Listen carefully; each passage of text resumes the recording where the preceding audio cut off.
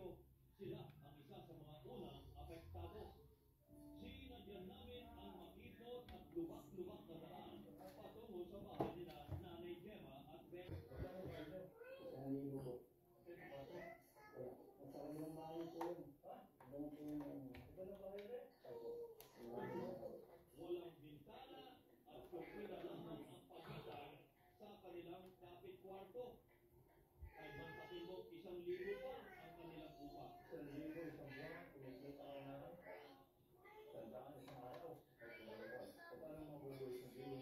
Kurtina na lang ang pinakatingting nila sa kabilang kwarto. Namulan pa ang kubong. Kaya pagkakulang, Tutulog ko yun. Alam ko yung kung ito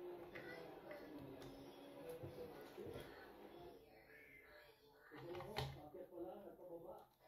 Sa tinitirahan ni Bendy, ay napakahirap na. At nakita naman yung sa loob ng bahay niya. Sila mo mag-ina, sila mag-asawa, at sila dalawang anak ang nakatira. Tapos tinutulog ang bubong. Ang kapitbahay nila ay kung sila lang halos ang nagkakati. Yung at